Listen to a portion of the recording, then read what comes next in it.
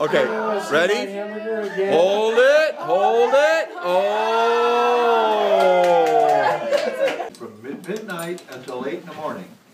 And it's impossible to sleep in the dorms, you know, too much noise.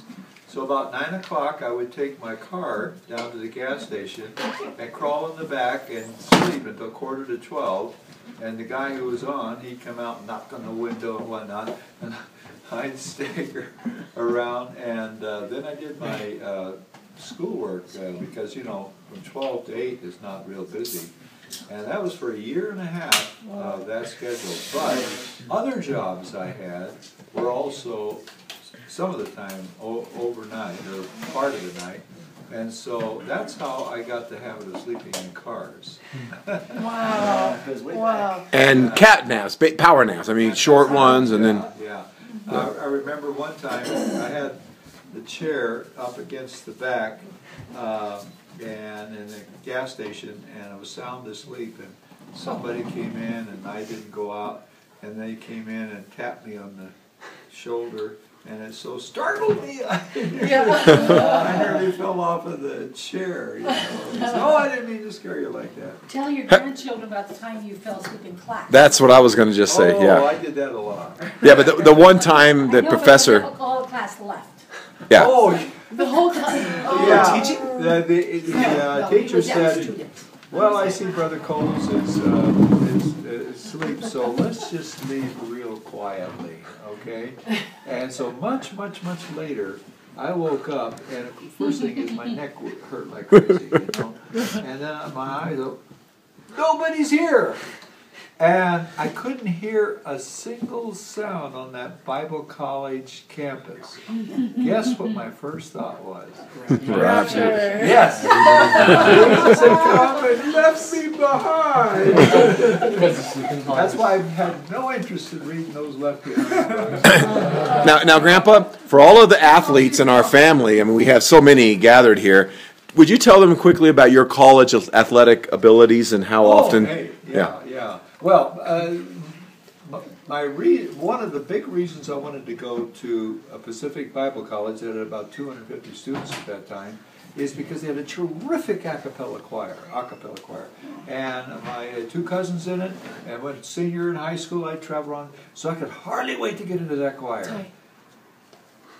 Now let me tell you, in a school that only has 250 kids in it, if you can't make a 35-voice choir, you have quite a voice, right? So I turned to athletics instead, and I did really well. I played 3 years of basketball. I sat on the bench on the second team, and we only had 2 teams. And at the end of my 3 years, they didn't retire my jersey. They didn't even have to wash it. So I ran for student body president. Oh. My last chance to make It gets better. It gets better. Okay. And I got 2 votes. I found out from one of the persons that counted, and one of them was mine. So there is the secret of your grandfather's astounding success. It was success in college. You know what's funny about you maybe not playing basketball really in college is that I remember as a kid playing basketball with you and shooting around with you. I thought you were so good. I was just like, wow, my dad is in college.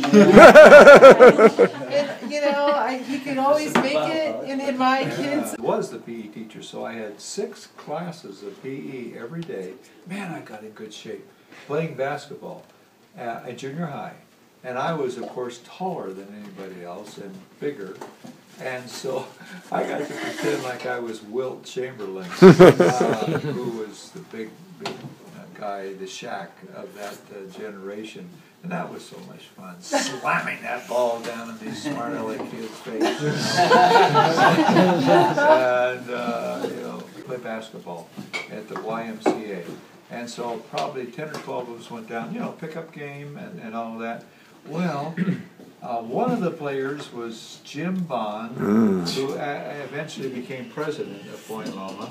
He was an All-American and was drafted by the Lakers when he was through with college. That was one of the players.